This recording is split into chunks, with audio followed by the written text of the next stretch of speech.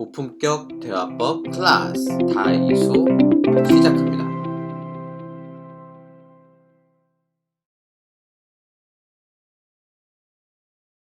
어느 집 아들, 오늘 영어 단어 시험 봤지?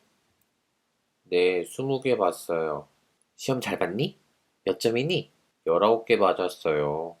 19개? 아우, 잘했어. 우리 아들 천재라니까. 똑똑해. 네, 다음엔 꼭 20개 다 맞히자. 조금만 더 공부하면 되겠다. 학생은 공부를 잘하는 게 멋지다니까. 아, 알았어요. 저 방에 들어갈게요. 제가 반응이 왜 저렇지? 남학생이 영어 단어 시험을 봤네요. 20개 중에 19개를 맞췄어요. 굉장히 잘 봤죠. 그리고 엄마가 시험을 잘 봤다고 칭찬을 해줬어요. 천재라고도 해주고, 똑똑하다고도 해주고. 그런데 반응이 영 시원치 않네요.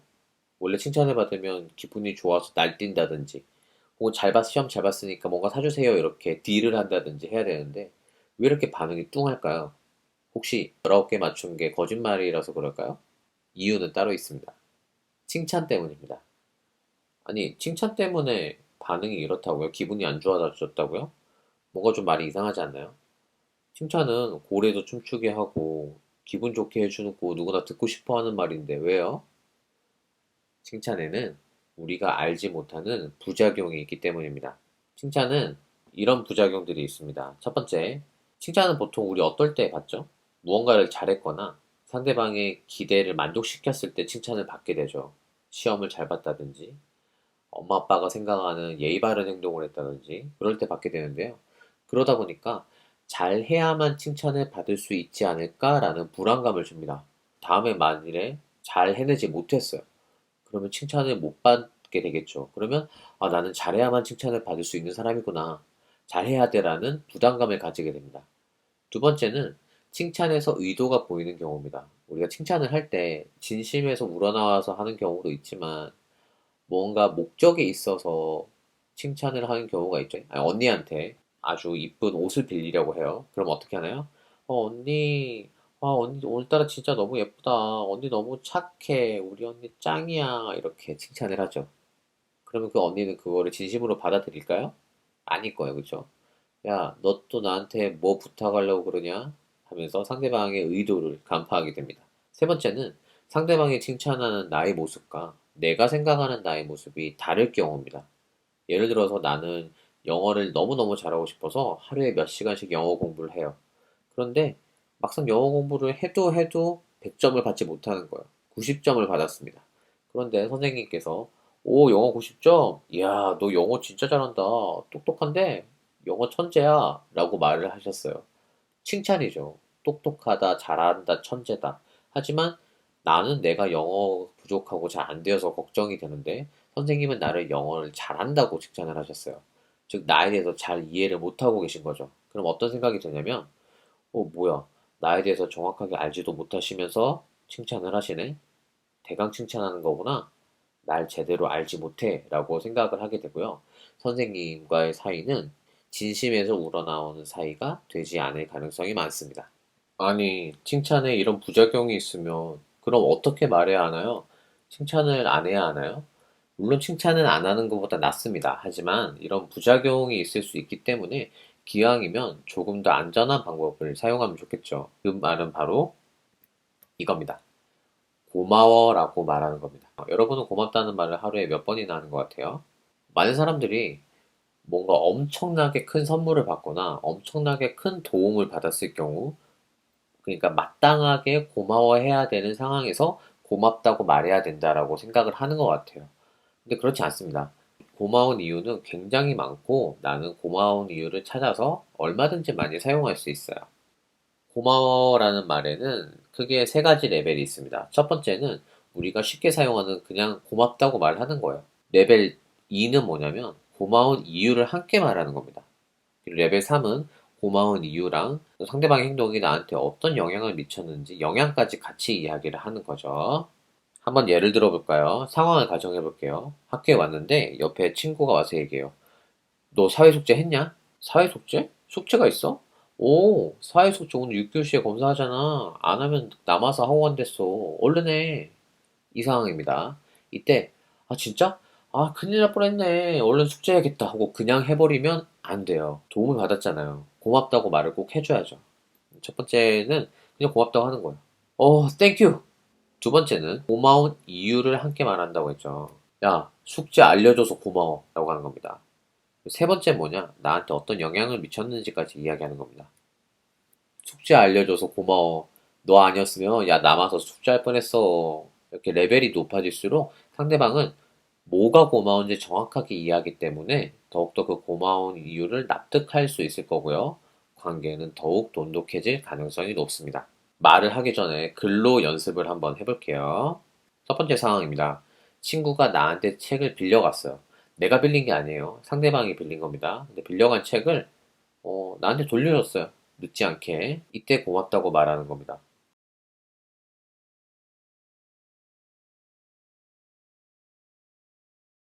이렇게 이야기할 수 있을 것 같아요.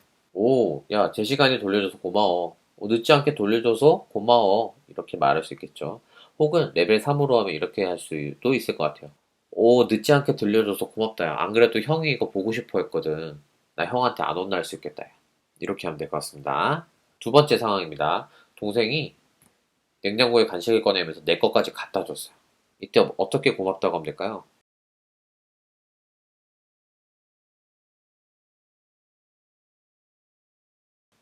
물론 그냥 땡큐 고마워라고만 해도 충분합니다.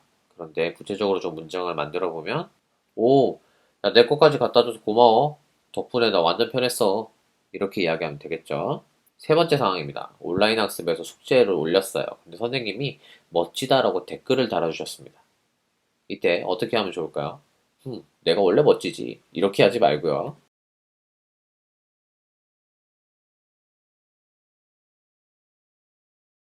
선생님, 숙제 잘 봐주셔서 고맙습니다. 라고 대댓글을 달면 될 것 같아요. 혹은 선생님, 멋지다라고 댓글 달아주셔서 고마워요. 우리 엄마가 그거 보고 저 엄청 칭찬해 주셨어요. 이렇게 영양까지 얘기해도 좋겠죠. 그럼 고마워를 쓰면 상황이 어떻게 바뀌는지 한번 볼게요. 아들, 오늘 영어 단어 시험 봤지? 네, 20개 봤어요. 시험 잘 봤니? 어땠어? 좀 쉬웠어요. 19개 맞았어요. 엄마는 결과보다도 우리 아들이 최선을 다해줘서 고마워. 다른 숙제도 많아서 힘들었을 텐데. 알아줘서 고마워요, 엄마. 이렇게 전혀 다른 반응이 나오는 거죠. 그럼 실전 연습을 해봐야겠죠. 이번에는 주변 사람에게 고마운 점을 찾습니다. 나랑 가장 가까운 가족, 친구, 선생님, 누구라도 좋습니다. 고마운 점을 찾고 그 고맙다는 걸 문장으로 만듭니다. 레벨 1, 2, 3이 있는데요. 선생님은 가급적 연습이니까 레벨 3을 해보는 걸 추천해요. 그리고 그 고맙다는 말을 얼굴을 보고 해도 좋고요. 너무 쑥스럽다. 그러면 문자 메시지로 보내도 좋습니다. 그러면 상대방의 반응이 있거나 답장이 오겠죠? 그러면 그 상대방의 반응이나 답장 내용을 본 소감과 함께 패들렛에 적어주면 됩니다. 기왕이면 만약에 답장 문자 메시지가 왔다. 그러면 그 문자 메시지를 캡처해서 올려주면 좋겠어요. 그럼 우리가 함께 더 많은 것을 배울 수 있을 테니까요. 다이소 Q&A 시간입니다. 선생님, 고맙다는 게 좋은 건 알겠는데, 딱히 고마운 게 없으면 어떡하죠? 비겁한 변명입니다. 왜 고마운 걸 못 찾냐면, 너무나 많은 걸 당연하다고 생각하기 때문이에요. 하지만 세상에 당연한 건 없습니다. 예를 들어 볼까요? 엄마가 아침밥을 차려주셨어요. 아침밥 엄마가 차려주시는 건 당연하지. 당연하지 않아요. 엄마도 여러분 아침밥을 차려주기 위해서 아침 일찍 일어나서 준비하시고 요리하시고 차려주신 거예요. 고마워할 일이에요. 친구가 나를 보고는 안녕 하고 인사했어요. 인사하는 건 당연한가요? 아니에요. 그 친구 날 보고는 먼저 입을 떼서 소리를 내어서 용기를 내어서 인사해 준 거잖아요. 그것도 고마운 일입니다. 그래서 선생님이 추천하는 방법은 고마운 일이 생겼을 때 고맙다고 얘기하는 건 당연한데 그거 말고 고마워할 사람을 먼저 찍으세요. 오늘. 그래서 오늘 나는 엄마한테 고맙다고 말하겠다. 그러면 고맙다고 먼저 마음속으로 써놓고 왜 고마운지 이유를 그때부터 찾는 겁니다. 그러면 평소에는 잘 보이지 않던 고마운 거리들이 보여요. 선생님, 칭찬 부작용 있다고 했잖아요. 근데 저는 칭찬 들으면 좋은데요. 칭찬도 좋은 겁니다. 칭찬은 당연히 안 하는 것보다 하는 게 나아요.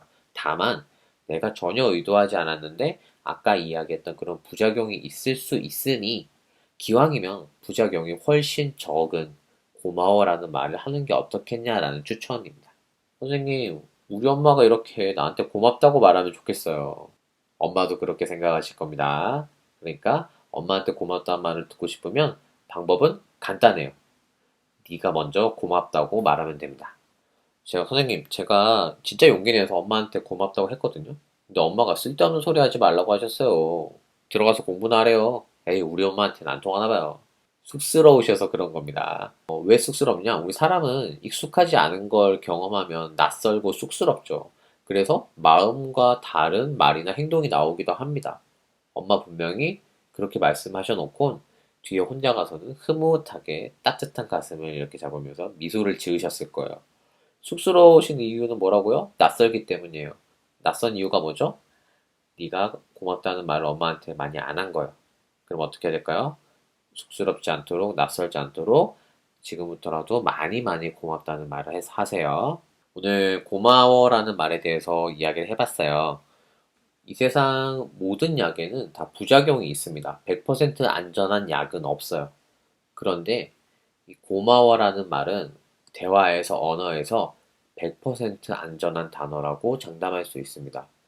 진심을 담아서 고마워라고 말하면 그 말을 들었을 때 의심하거나 싫어하거나 상대방의 말을 믿지 못하는 사람은 거의 없어요.